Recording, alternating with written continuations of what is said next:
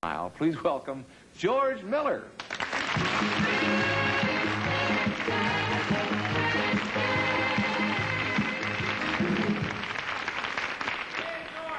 Oh, thank you. Thank you. Never been such a big hit with one guy. Well, how are you? I'm very glad. This is the first time I've been on the John Davidson show. You notice I announce the name of the show because some people, they have short attention spans. They know they're out for the afternoon, but they're not sure where. So you are. And I'm glad John has his name in the title of the show, because I used to have a terrible time with names. I would either forget the name entirely or, more embarrassing, I would screw it up. And it was all psychological. And you know how I cured myself? I read that book, The Power of Positive Thinking, by Norman Bits and Pieces, and I've never had any since that day, yeah. That's an irritation, you know, forgetting people's names. It's an annoyance. And there's a lot of things that bother comedians. I'll tell you a few that always bother me. I was stopped recently by the police for a minor infraction. I think I had a taillight out or something. I was real nervous, and I over-answered the cop. You ever do that? You over-answer because you shook up? Do you own this car? Yes, I do. I bought it for my mom. She's in Seattle. She has diabetes. Tell them more than they really care to know. I don't like people who are rude and impolite for no reason. This friend of mine, he's about 35 years old. He went to a counselor for the first time. He said, this has been bothering me all my life. I know everybody can't like you, but people just never gave me a chance. They rejected me before I, ever said anything, and I don't like it. And the counselor brought out what I thought was a real interesting point. He said, are you sure you're not just imagining all this, goat face? I don't like hecklers, people who are rude in audiences. There's certain standard heckler lines you can use if a person is too nasty. Was the ground cold when you came up this morning? I was kind of like that. The steel strike's over, you can get parts for your head. Why don't you push your face in dough and make jackass cookies? There's a whole bunch of these different...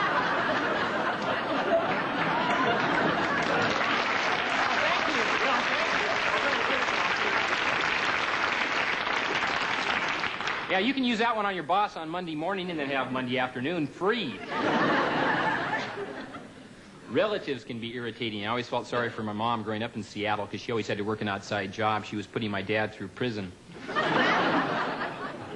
My brother is the guy in the family. He is not all there, boy. His connecting rod was severed many years ago. Not the smartest man in the world. He wants to take one-a-day vitamins, but he can't figure out the dosage. Too long. I only got about 6 minutes. My sister, you might have read about her recently in the papers. She claimed sexual harassment on the job, which is kind of surprising. She's a hooker.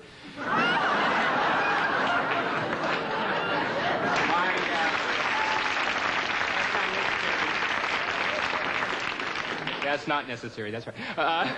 My mom would always give lectures. Even if she didn't know a person, she'd feel free to give the old lecture. Like one time we're on a bus and there's a kid about 9 or 10 years old. He's got his arm dangling out the window like kids do. My mom didn't know him. She had to give a lecture. Young man, that's a good way to lose an arm. The kid was sarcastic. He said, thank you. Could you tell us some of the other ways?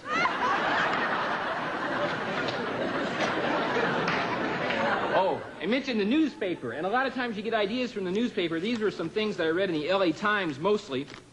Some comedians can afford note cards. I have this paper here. New television replacement, mid-season replacement, Mooner with a gun. Are you ready for this? Mooner with a gun, the story of an armed pervert who forces defenseless victims to watch him moon them until he is almost captured by a rookie cop. The cop makes his big mistake when he orders the mooner to hand over his gun, but first.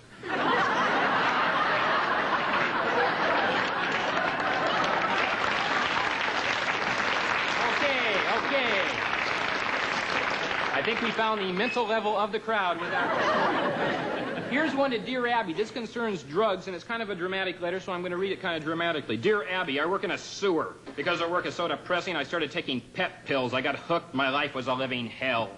Then one night, with God's help and all the courage I could muster, I flushed those horrible pills down the toilet once and for all. But the next day, when I went back to work in the sewer, there they were again.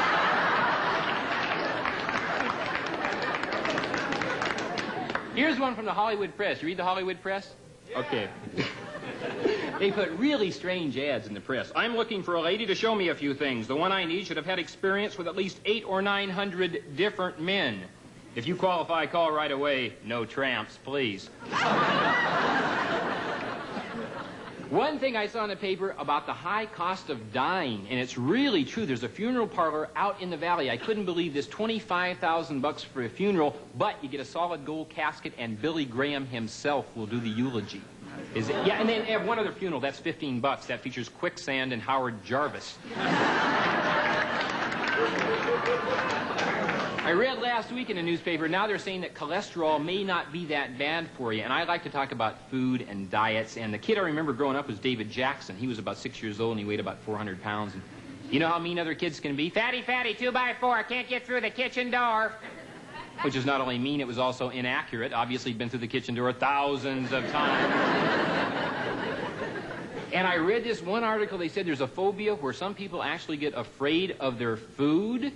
Yeah, like one guy, he didn't want to go to sleep because he thought his food was going to suffocate him. Like how? 2 tater tots are going to sneak in during the night and jam up his nose? I've been on the Valium diet for about 1.5 years. No, a lot of people don't know that. If you take enough Valium, it will help you lose weight. That's true. It doesn't really curb your appetite, but most of your food falls on the floor. I really enjoyed talking to you. Thank you very much. Thank you.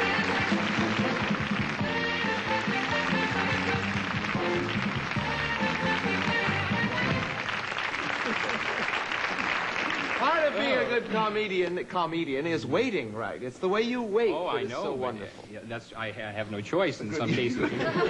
Do you ever do impressions? I've never seen you do impressions. I can't do impressions. I do a couple of what I call takeoffs on people, the pattern of their speech. I do a thing on Johnny Carson, and I know you'll know about this because Johnny always announces the guests for the next night. And the pattern is always the same. The first 3 guests, everybody in the world knows. The 4th guest, nobody knows, even the person's parents. They don't know. But Johnny clears that up with a little tiny description at the end. Tomorrow night, we have Mr. Bob Hope, Angie Dickinson, Tony Randall, and Chinese alcoholic Bert Bamboo. To let you know who it's going to be. Yeah, to let you know who it's going to be. Yes. Is that the only impression that you do? I do another takeout. That's not an impression. That's a takeout. Oh, that's right. Excuse me. Tom Snyder, I'll do a thing on Tom Snyder. You ever get the feeling Tom Snyder might sometime use up the entire Tomorrow Show with one question? How do you feel about this particular group of people? Do you like them? Do you root for them? Have you known them a long time? Do they keep in touch? Do they call you? Do you call them?